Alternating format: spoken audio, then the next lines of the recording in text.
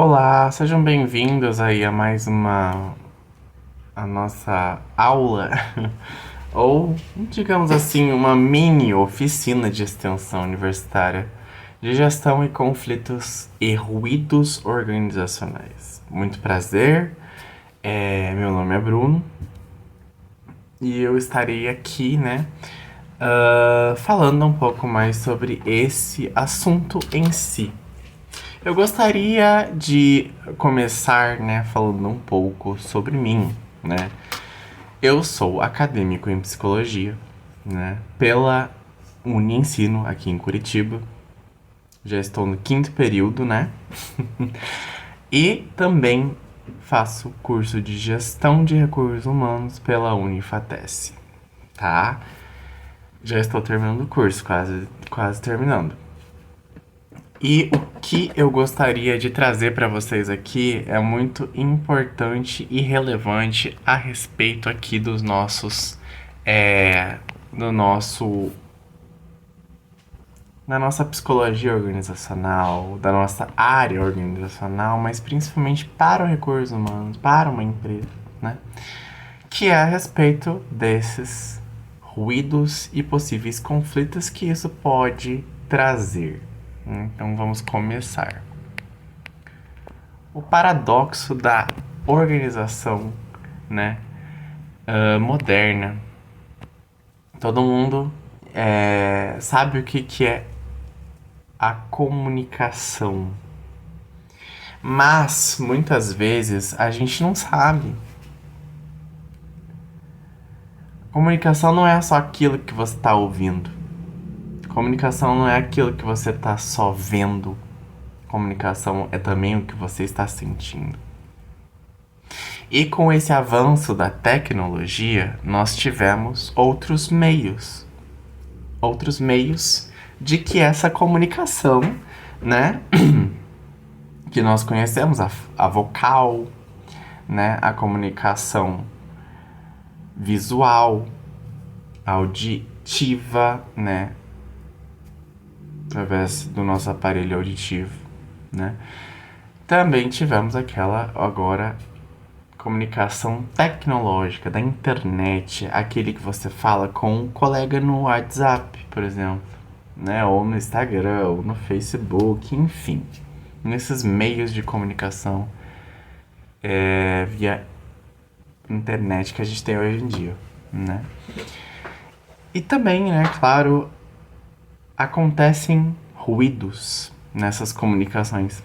As pessoas muitas vezes têm esses ruídos que não conseguem enxergar, não conseguem ver o rosto do outro, E isso também é um problema, As informações também, quando vêm muito rápido e demais, na comunicação ali também pode gerar um excesso, uma sobrecarga de informações, e isso de certa forma dificulta elas serem repassadas para o gestor, por exemplo, de uma forma eficaz, eficiente, uma forma certa de ser, de ser ali a mensagem toda colocada ali, em pauta, ser repassada a informação muitas vezes, Então, assim, a falta de palavras, muitas vezes, a falta de informações podem vir com essas questões assim que a gente está falando, E podem gerar interferências, ruídos, na comunicação entre os colegas ali, na sua empresa. Então vamos lá. Vamos continuar aqui. Bom, todo mundo sabe que a comunicação, para que aconteça, para que dentro das comunicações interpessoais, ou seja, entre pessoas, entre máquinas, existe ali primeiro um emissor. O emissor é, por exemplo, por exemplo, você que vai levar a mensagem, vai utilizar o meio da comunicação, pode ser a voz, ou pode ser também o e-mail, por exemplo, o envio do e-mail, o corpo do e-mail, e você vai lá perceber que existe lá a mensagem, né, sendo enviada, que seria o conteúdo, né, dessa informação para o receptor, né? Então, é muito importante que quando a gente faz essa emissão, nós tenhamos fluidez e clareza no que nós queremos dizer. Por exemplo, você precisa passar uma informação urgente para aquele seu funcionário ou para aquela pessoa que trabalha junto com você. Só que essa pessoa, ela não entende muito bem algumas palavras, porque ela tem baixa audição. Então, o que você vai fazer? Você vai falar perto dela? Qual meio você vai se comunicar melhor para que ela entenda a informação, o conteúdo da informação que você quer fazer de forma clara, de forma concisa e de forma que você, inclusive, respeite a questão dela. Porque também tem essa questão, também tem isso. Também tem essas situações onde você precisa respeitar a pessoa do jeito que ela é, para que você compreenda como você vai se comunicar com ela. Então é preciso ter empatia nas comunicações, no lidar, no trato com lidar com o outro. Não é somente fazer isso de uma forma mecânica, de uma forma automática, mas é importante, é preciso, é necessário você primeiro se colocar no lugar do outro para que você possa entender pelo menos um pouco daquilo que é mostrado como a possível subjetividade dele, a subjetividade do ser humano. Então é muito importante você saber ouvir de fato antes de qualquer coisa. Antes de querer falar, antes de querer se comunicar ali, é importante que você saiba muito ouvir. Ouvir primeiro e falar depois. Por quê? Primeiro, tá? Essa habilidade de você escutar o outro, ela treina o seu cérebro para que você consiga armazenar as informações. E a partir desse momento, você vai entender melhor a mensagem e não só ficar olhando para suas questões, para o seu... Por exemplo, eu vou adentrar em um assunto aqui agora, tá? Vocês me permitam, mas é importante que a gente entenda por que isso fala do receptor quando recebe a mensagem. Não é só esses ruídos, o ambiente que interfere, né? Porque, de fato, o ambiente interfere. Mas também se trata de algo interno, de uma crença interna. Por exemplo, você não gosta de fulana. Você não gosta de fulana. Então, você já vai ter um certo porém. Ao perguntar, ao se dirigir, ao ouvir alguma coisa dessa pessoa, você não vai gostar. Você tem um preconceito, um pré-julgamento. Então isso vai ser difícil de do que ela está falando ser valorizado. Não é verdade?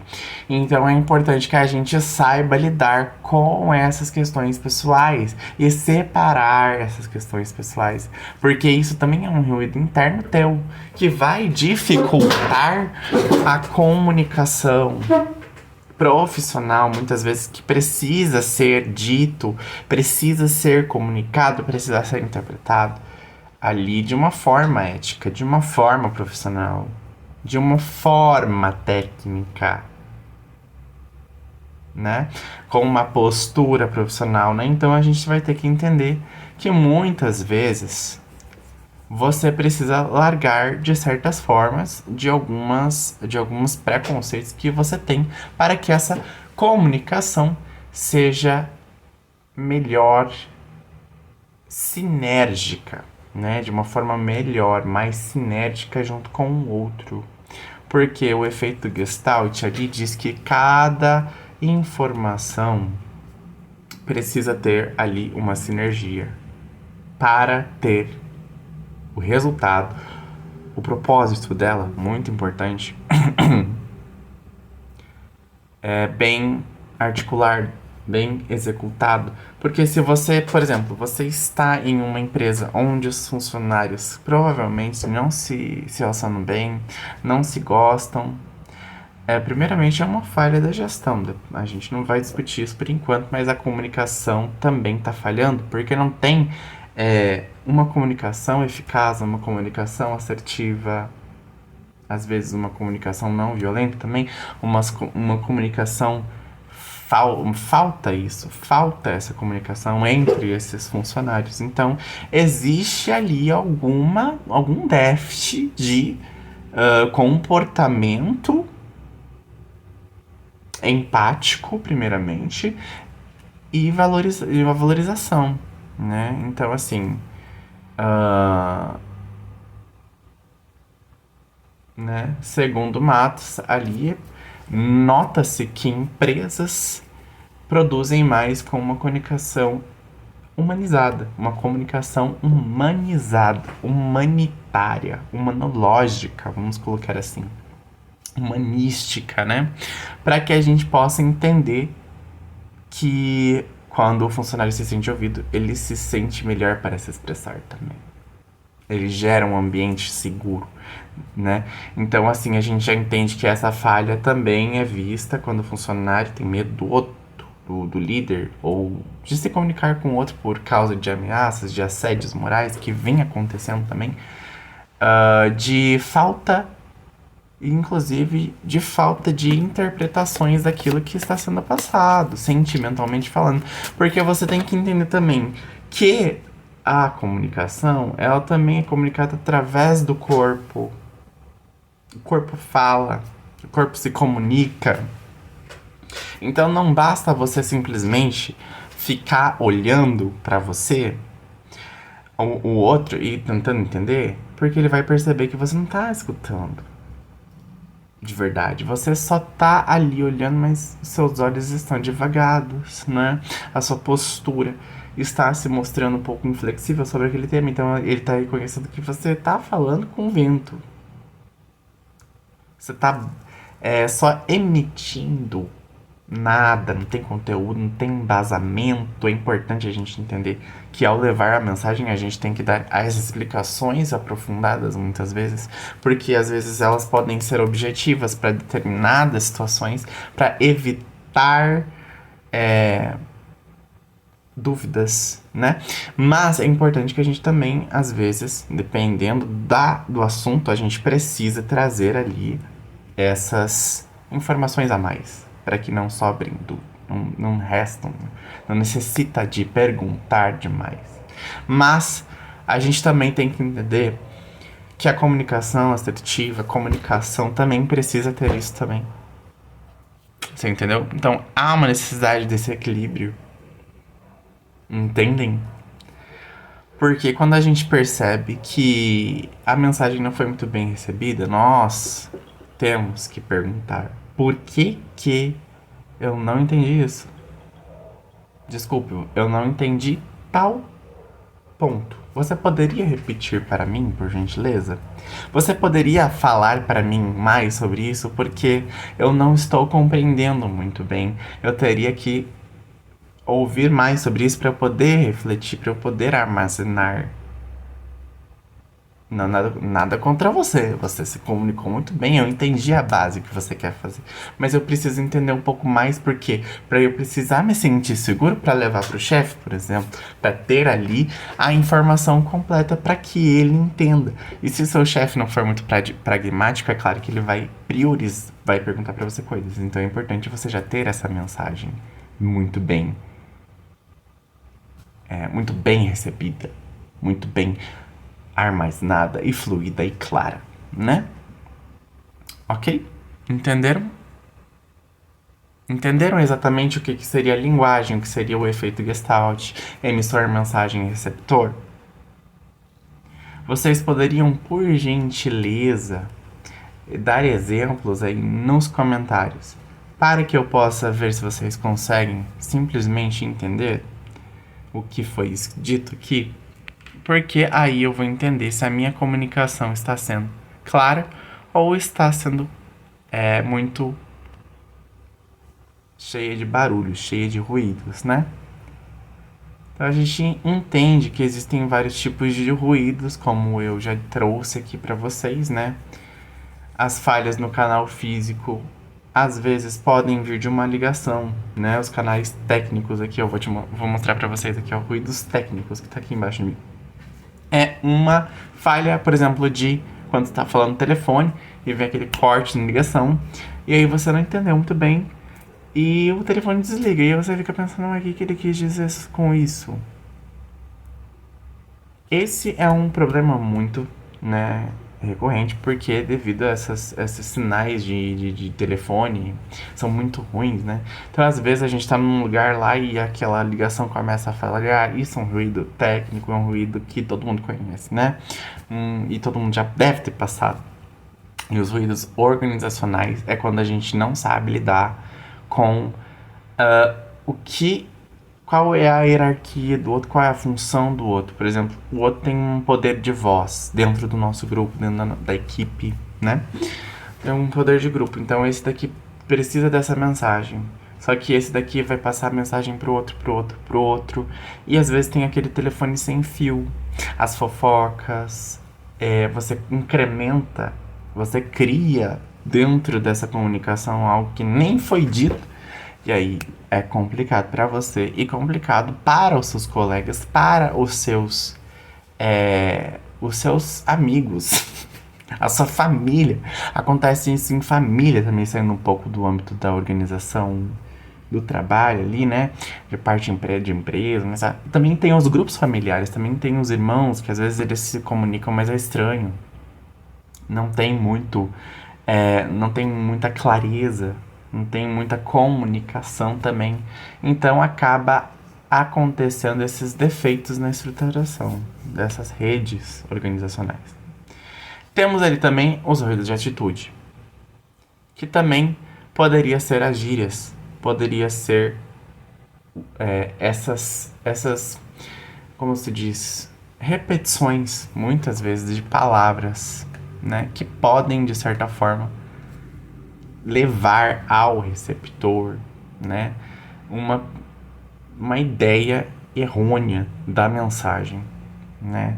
Então é assim, quando você fala, você pode complementar muitas vezes o né, por exemplo, né? Acabei de falar né? E, ó, de novo. Por quê? Porque isso pode ser um ruído, né? Pode irritar o interlocutor. Mesmo que ele se ele é uma pessoa que consegue ter a audição ali plena, né, completa ali, saudável, ele consegue ouvir. Então existe esse toque. E isso vai trazendo a quebra, o ruído na comunicação. As interrupções também, né? Como diz, o que eu deveria ter falado? Peraí, deixa eu ouvir. Eu não sei o que eu quero dizer e tal. Acaba dando aquela quebra no raciocínio contínuo que a gente precisa ter ao poder armazenar, desculpa, as informações que precisam ser passadas, né? Enfim. Também tem os ruídos semânticos, que seria as ambiguidades de palavras, ou até as interpretações que podem ser feitas de acordo com aquilo que você é ouvido, você é escutado, isso é dito, né? Por quê? Vou dar um exemplo bem clássico, bem comum. Você vai numa roda ferroviária e você vai pra passagem. Eu quero uma passagem. Pra onde? Né? Qual passagem? Qual tipo de passagem? Porque às vezes você pode escolher vários tipos de passagem também. Então, tá incompleta, é muito ambíguo, pode ter duplo sentido, então a pessoa precisa fazer essas perguntas. Então, se você tivesse mandado a mensagem inteira, né? Você tivesse dado o sentido, aí eu quero comprar uma passagem no cartão débito para Ipanema, no Rio de Janeiro, né? Aí fica mais... Daí a gente entende que às vezes você não vai dar toda a mensagem, senão vai confundir também. Mas é importante você dar essa mensagem bem certa de começo, para que não fique muito ambíguo. Passagem de quê? De ônibus, de avião, o que você quer? E também, né, a questão ali é uma atribuição dos sentidos que eu acabei de dizer para vocês. Interpretações dúbias da mensagem. Isso acontece muito nas empresas mesmo, assim, porque não é um problema além da falta de comunicação, mas é muito comum. Às vezes você está cansado mentalmente, fisicamente, ou simplesmente você pode estar com alguma questão até mais psicopatológica, como depressão, como ansiedade, atropelando as palavras, né? É uma dica que eu dou aos coordenadores, aos supervisores, aos gestores, até aos psicólogos de trabalho, né? É que remanejem quando você vai dar uma importante informação para um funcionário que tem ansiedade, ou fobia, né? Fobia social, está com burnout muitas vezes também, está estressado. É importante que você leve a um ambiente um pouco mais calmo, um pouco mais silencioso, um pouco mais tranquilo, porque é onde as pessoas vão conseguir ter mais entendimento, mais tranquilidade, eles vão conseguir mais ponderar as situações que acontecem ali quando você vai dar a sua mensagem. Isso traz mais confiança, inclusive, em você, né? Como gestor, como líder, né? Não deixa mais a pessoa ali naquele momento, às vezes com uma mensagem que vai trazer mais aflição para ela. E dependendo disso, às vezes realmente você precisa remanejá-la para um ambiente mais silencioso. Mas é que essa pessoa quer tempo. Na cabeça dela, ela precisa de mais tempo.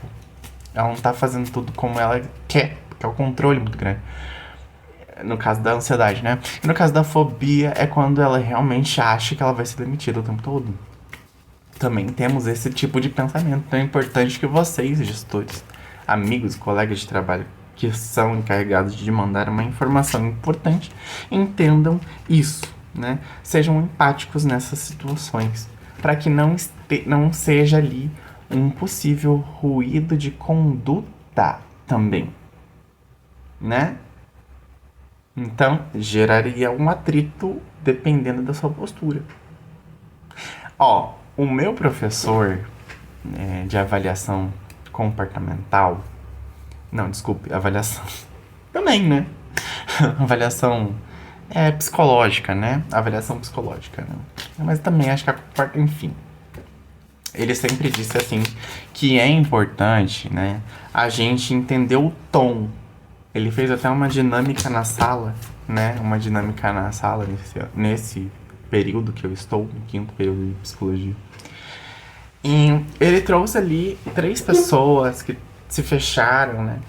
E daí uma tentava entrar no meio delas, né? E foi impossível. E o professor, ele fez toda essa dinâmica e depois ele pediu para que a gente perguntasse, né? Por que ela não conseguiu entrar ali dentro daquela roda, né? E todo mundo falou, porque elas não deixaram, porque elas seguiram as regras. Mas uma pessoa ali, um aluno da sala, falou que o professor impôs com a palavra. Então, por isso que é um ruído de entendimento, de conduta. Ele falou duro, de uma forma que pareceu dura. E todo mundo. E teve gente que percebeu. Faça o que for preciso. Mudou o modo imperativo. Falou de uma forma imperativa. E o corpo se estremeceu. Então, geralmente dá um atrito se a pessoa for lá muito acanhada da vida, um pouco tímida, não tiver confiança também, né? Gera ali esse tipo de situação, né? E eu vou falar um pouco dos 4 pilares das mitigações preventivas para que os conflitos não aconteçam. Essa já é a segunda parte, né? Eu já tava colocando gancho ali, né? para que a gente pudesse trazer um pouco mais de estratégias, né, ali para vir. Só que antes eu gostaria de falar sobre um artigo que eu li, que é a importância da comunicação interna nas organizações, de Marcela Grubich-Menan, né? Ela publicou numa revista ali, né? Se vocês quiserem procurar esse artigo, pode procurar na internet. Eu deixei como referência aqui, porque de fato foi. O feedback é muito importante, tá? Geralmente, quando você tá ali em uma posição de gestor, você precisa dar um feedback, porque alguém de cima, digamos assim, você precisa dar aquele feedback independentemente. Você, em todas as suas tratativas com aquele funcionário, você precisa dar um feedback para que ele já não vá criando aquele ruído interno dentro das possíveis subjetividades dele, né? Então é muito importante o feedback. E também nesse artigo foi feita uma pesquisa de forma qualitativa. O que é qualitativa? É uma pesquisa onde vai analisar alguns comportamentos, alguns pensamentos, algumas emoções, né? E algumas partes que geram qualidades, aspectos, né? E essa, né, foi numa empresa feita em Londrina, né? Não diz o nome da empresa, que bom, só foi feita ali com alguns colaboradores e a maior parte era falha de comunicação. E as relações interpessoais também muito defasadas na empresa. Eu vou resumir um pouco, mas porque a empresa realmente que ela fez o teste ali saiu muito mal. Os líderes tinham problema de comunicação com os funcionários, né? Que já é um primeiro pilar aqui da comunicação corporativa efetiva, se vocês podem ver, né? Foi considerado muito bem ali, né? Ela citou os pilares ali, né? Colocou eu vou fazer uma comparação aqui com vocês, tá? A comparação entre os pilares. Vamos lá. Primeiro eu vou falar para vocês, daí eu vou seguir ali com a questão, né, do artigo. Então, o primeiro pilar de desenvolvimento contínuo. Você precisa ter uma comunicação efetiva nas equipes, entre os funcionários, não importa, hierarquicamente, se ele é de cima, se é de baixo, se é de lado, né, se é vertical, se é horizontal, né, não importa. Tem que ter essa comunicação ali mais, digamos, de uma forma comunitária, em comunidade, né, e organizada, né. Por quê? Porque o treinamento dentro do RH, ele gera ali uma possibilidade daquela pessoa poder se comunicar, como eu falei, né? E pode gerar ali uma certa valorização, tá? Quando há desmotivação, né, no caso, há uma falha de comunicação, tá? Isso pode gerar desmotivação das pessoas, ok? Ok, então vamos para a próxima etapa aqui do nosso próximo pilar. Os canais oficiais. Naquela pesquisa que ela fez, que está no artigo, existe sim os canais oficiais, né? Só que as ferramentas de comunicação que colocaram eram os correios eletrônicos, murais, ou seja, aqueles avisos que tem, ou os murais mesmo para colocar informações, né? O intranet e o informativos diários, que eram, de certa forma, ali as ferramentas oficiais. Mas todo mundo sabe que, por exemplo, já teve uma empresa que eu fui no banheiro e no banheiro revelava nas paredes dos box ali, dos compartilhamentos, informações, né, sobre outras pessoas. Você acha que isso não é uma comunicação também? Eu acho. E não deixa de ser. Eu sei que é uma forma bem informal, né, dentro dos colegas de trabalho, muitas vezes, que colocaram evidências históricos ali. Mas, gente, se os murais são oficiais, porque as paredes dos banheiros também não podem ser? Então, a gente tem que unificar isso, juntar em uma só de uma forma, inclusive, pode ser descontraída,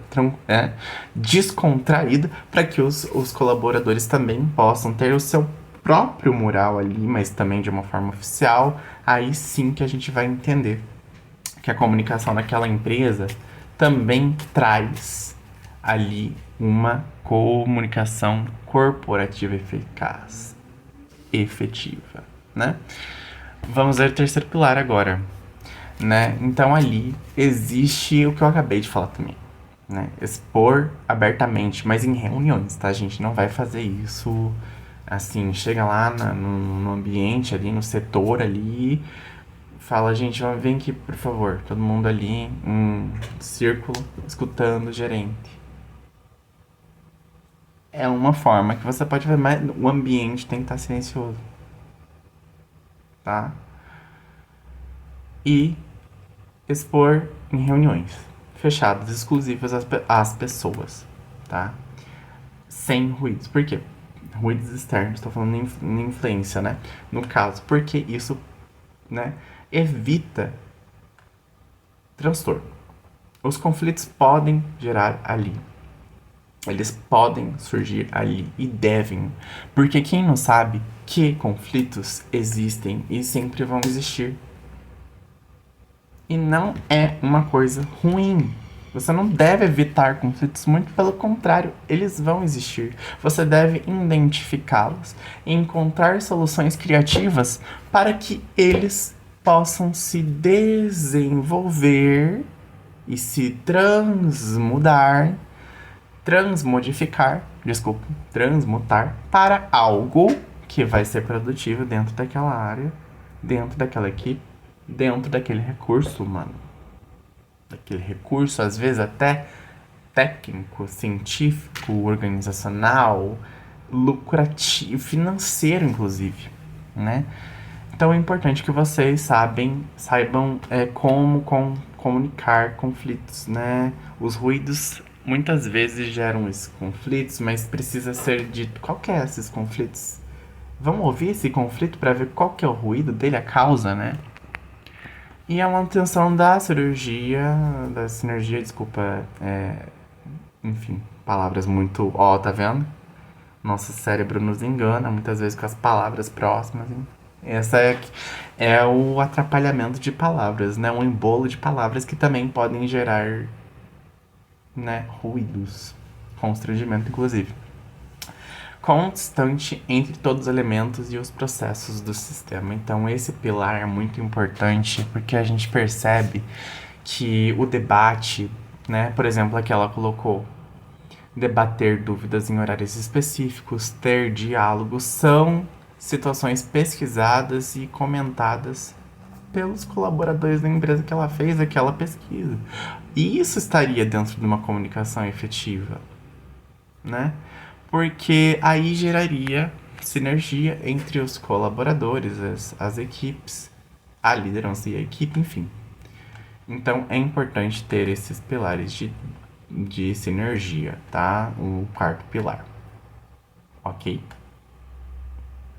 Aí depois ela lista vários outros tipos de consequências de que a falha na comunicação gera, que muitas vezes podem gerar acidentes de trabalho, podem elevar os picos de psicopatologias relacionadas a psicossocial, aos fatores de risco psicossociais, que agora vai entrar na norma NR1, regulamentadora 1, também, né? Então tem várias questões aqui que devem ser levadas em consideração dos riscos, e daí ali quando você vai ter aquela reunião organizacional, aquela reunião administrativa, né, de recursos ali humanos, você vai poder avaliar esses psico-riscos que podem estar desenvolvendo pela falha da comunicação, por exemplo. Tá? Então, ok.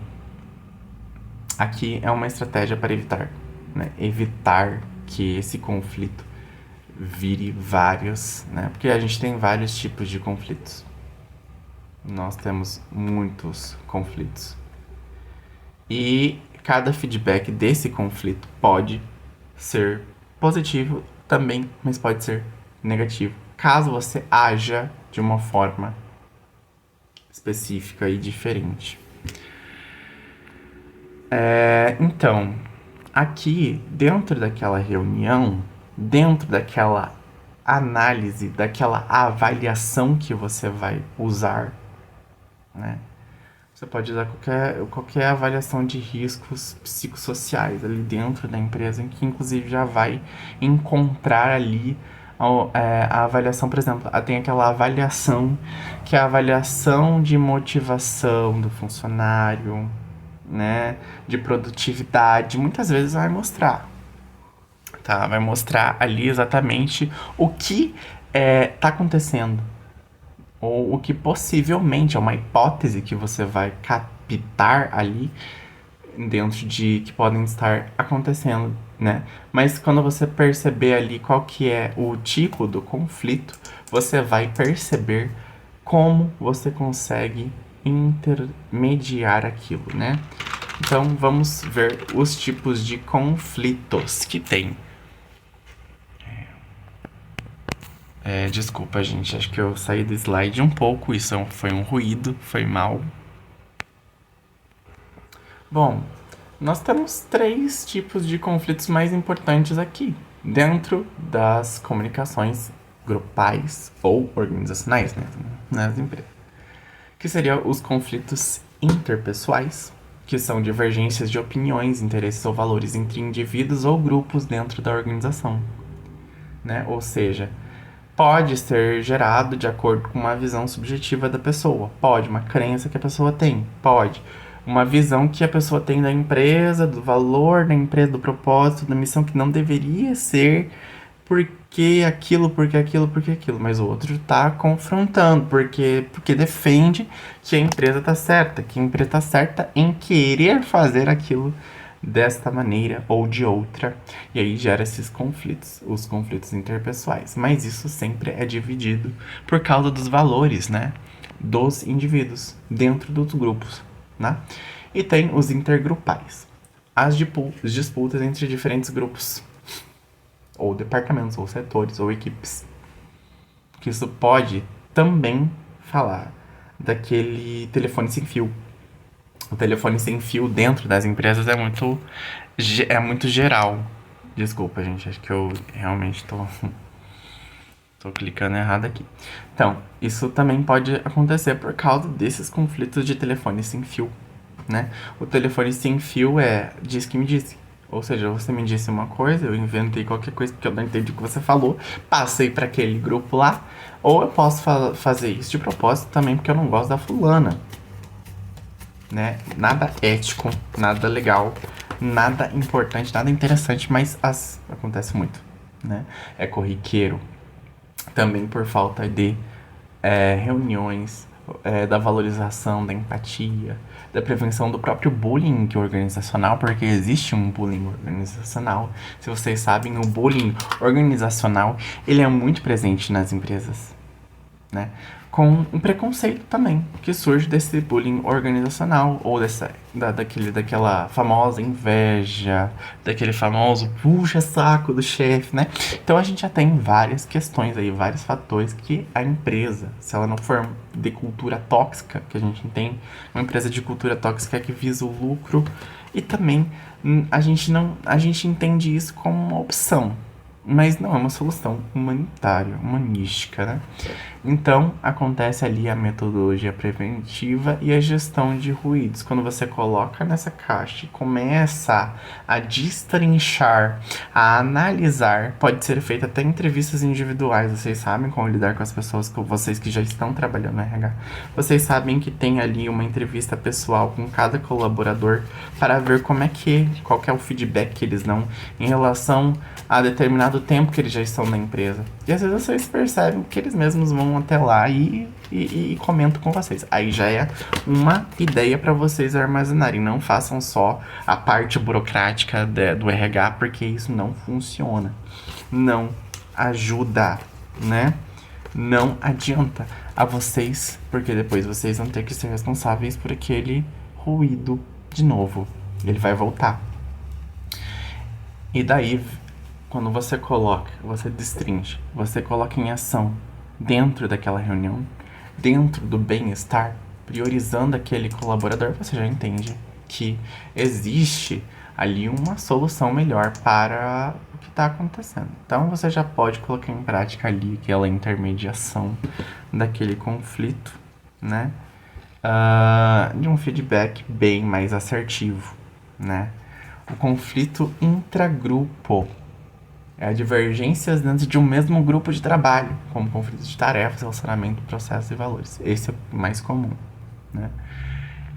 Você conseguindo dividir esses três, identificando esses tipos de conflitos, você já consegue ver qual que é realmente o que acontece ali, qual que é a causa daquilo, né? A comunicação aberta e eficaz, a mediação de disputas, entre outros. Você já consegue ali ter a resolução dos conflitos, né? Então aqui temos o objetivo não é apenas silenciar o ruído, mas transformar momentos de tensão em oportunidades positivas. Como eu disse, transmutar, transformar, aproveitar, né? A gestão proativa cria um ambiente onde a comunicação constrói resultados organizacionais ao invés de drenar eficiência. Ou seja, tá acontecendo? O que adianta deixar aquilo ali acontecer? Tá acontecendo fofoca, preconceito, tá acontecendo discriminação, alguma discriminação. Você tem que entender por que aquele assunto. Você não vai julgar, você vai tentar entender. Porque se você julgar, com certeza o outro vai ficar defasado. Você tem que escutar os dois lados. Entendeu, gestor? Entendeu, analista, sei lá, comportamental do RH, enfim, o que você precisa fazer é entender do porquê, somente. Aí coloca nessa caixinha e aí, de forma técnica, científica, que você já deve ter estudado, você coloca ali para conseguir mediar. Porque nós temos os tipos de mediação, tá? Ok, vamos ver qual que é o próximo slide. Bom, gente, acredito que seja isso.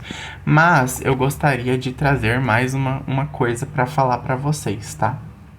Mais uma coisa para falar para vocês.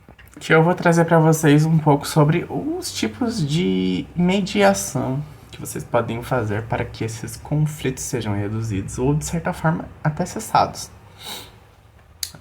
Às vezes a gente tem tá passando por uma empresa que está passando por problemas financeiros. Isso também pode afetar negativamente, né? Então, se todo conflito é inevitável, a gente tem que trazer harmonia. Isso é muito difícil, porque a harmonia também é subjetiva, não é verdade? Então, nós temos meios alternativos para a resolução de conflitos. Comunicar-se, estar proativo a resolver as disputas é muito importante, primeiramente. Só que isso é um contexto histórico-cultural da própria empresa que ela precisa estar aberta aos seus princípios e valores, né? Então, assim, é muito importante que a gente tenha ali a negociação, né? E a negociação, ela pode ser feita de uma forma bem solidária, né? Quando você entende que você é um líder, você precisa dar espaço para aquela pessoa poder falar, né? E aí, quando ela começa a falar, é importante que você entenda, né, esses conceitos. Tem vários elementos que envolvem essa negociação, que também é uma intermediação de conflitos. As perguntas que devem ser feitas e as recomendações, gente, tirada de um artigo muito bom, tá? Inclusive, eu já tenho esse artigo no meu bolsinho, que é Estratégias e Conflitos, Conceitos e Estratégias de Solução, Alessandro Marques de Souza e Gabriela, né? Que foi publicado na revista Liceu em São Paulo em 2024, né? Vamos lá. Eles denotam que esses conflitos, a partir dos autores, também criadores de teorias dentro da área organizacional, né, do trabalho, filósofos, pensadores, psicólogos também, que podem indicar ali algumas perguntas que correspondem a alguns elementos, como pode ser aplicado, né? Isso é muito importante. Quando você for trabalhar numa área da psicologia organizacional ou área de recursos humanos, de gestão, né? Você vai precisar ter essa discência no momento se você for encarregado, claro, ou se você for auxiliar também. Não vai ter como escapar. Porque até na sua vida pessoal você vai ter que, né, aplicar. E é muito importante você ter esse conhecimento, né, gente? Então esse curso é pra você ter esse mini curso, mini palestra, é pra você ter esse conhecimento. Então, o primeiro elemento é o relacionamento. Não tô com um slide aqui, tá, gente? Porque esse slide também é uma preventiva, é uma metodologia de gestão, tá? De conflitos, gestão de conflitos e de ruídos, que você vai colocar dentro aqui dessa caixinha azul. Pensem ali que vocês estão colocando dentro da caixinha azul, tá? Relacionamento, as perguntas de diagnóstico, tá? Como os negociadores percebem uns aos outros. Quando você tá tratando ali, porque o conflito, ele é um interesse de conflitos. Interesse é um interesse. Todo conflito é gerado por um interesse pessoal. Ou interesse que a pessoa mesmo pode. É interessante, né, a gente pensar dessa forma. Mas exatamente isso. O conflito é gerado porque existe um interesse. E o interesse deve ter ali essa mediação.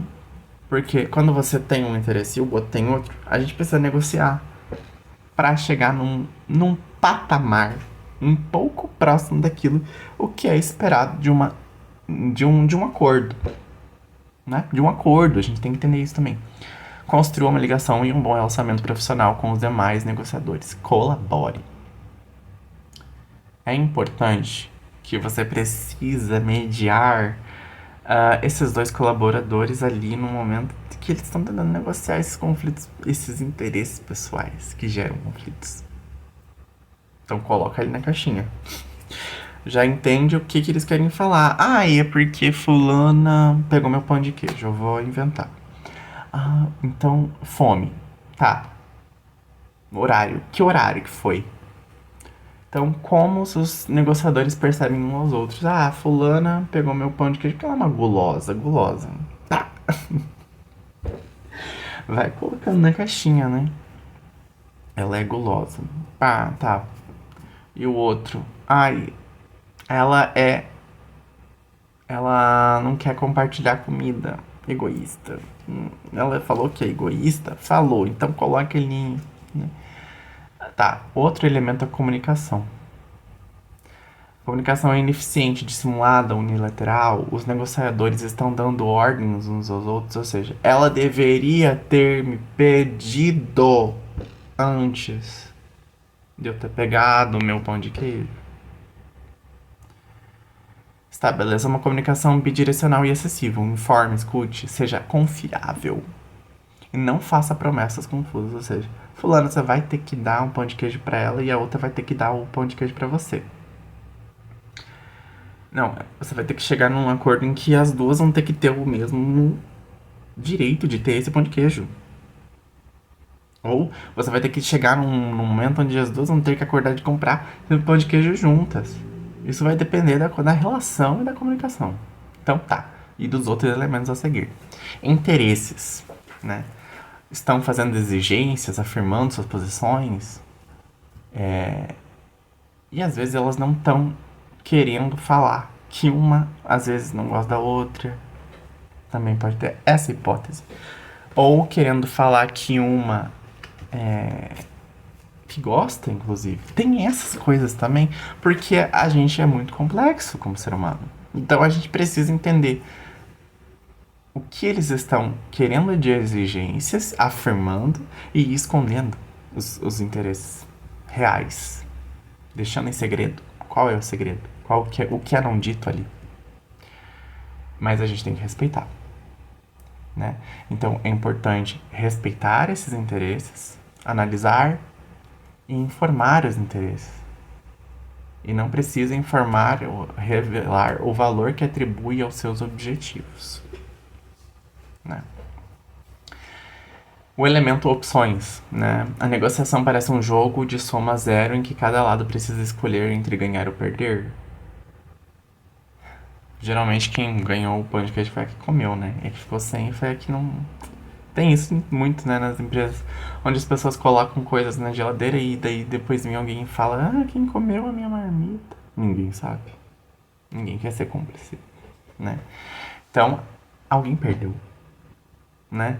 Então, assim, essa intermediação não pode falar assim, não, você vai ter que pagar para ela. Não pode assumir compromissos, né? Mas pode promover um debate criativo para definir formas de atender os interesses legítimos de todos os envolvidos, como eu acabei de falar no elemento anterior. Entendeu? Tem um elemento legitimidade. Ninguém liga para a justiça no processo. Nossa, interessante isso, né? Os negociadores estão barganhando com base no que estão dispostos ou não a fazer? Isso dificulta muito a aproximação de uma resolução, uma solução positiva, criativa, né? O que teria que ser feito? Pesquisar e aplicar padrões externos de equidade que sejam persuasivos para todos. Então, próxima semana todo mundo vai ganhar pão de queijo. Não sei se isso seria eficaz. Tem que ver a cultura da empresa, tem que ver a cultura os valores dos seus funcionários, se eles estão satisfeitos, se eles vão achar que são alérgicos, inclusive. Tem que até atrelar isso ao outro. Melhor alternativa a um acordo negociado. O elemento MAN. M-A-A-N. Né? Os negociadores estão trocando ameaças sem saber o que farão se não chegarem a um acordo. Porque aqui já entra aqui já entra num outro estágio da comunicação e do conflito. É o estágio de temperatura alta. A gente vai mediando esses conflitos conforme eles vão se desvinculando. Porque se você chama os dois para o mesmo ambiente, você tem uma tensão. A tensão da presença deles. Você, como avaliador ou gestor, você precisa identificar que clima essa conversa, essa comunicação, essa negociação está levando. Se é para uma agressão física, se é para uma agressão verbal, ou se é realmente ali para algo mais sério. Ali é analisado a postura das pessoas, se você já sabe. Todo profissional de RH tem que trabalhar um pouco da leitura corporal, tá? E do não dito, da escutativa mesmo, porque senão você vai ter esses atritos, esses desacordos. A recomendação aqui nesse caso seria analisar a alternativa de evasão e a dos outros negociadores. Admita que qualquer acordo é melhor para todos do que sair da negociação de mãos abanando. Então é como se você jogasse assim, tipo, então ninguém vai ter. Então o pão de queijo a gente vai ter que proibir aqui, né? Pra evitar gerar conflitos. Eu sei que isso seria muito ruim. Não é adequado, não é legal, mas é conscientizar dentro dessa conversa de que ninguém vai ganhar com isso, entendeu? Entendeu? Entenderam, gente? Ninguém vai ganhar nada com isso. Com essas atitudes também.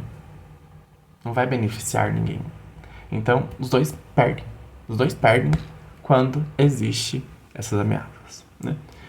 E os elementos, que é um fator do compromissos. Compromissos, elementos, né? Coloca, né? Já colocou tudo na caixinha ali? Eu não sei se vocês estão colocando a caixinha, ó. Eu queria saber se vocês estão colocando a caixinha azul ali, né? No meio ali dos atritos e conflitos de bem-estar. Os negociadores exigiram compromissos inviáveis um dos outros. Ou seja,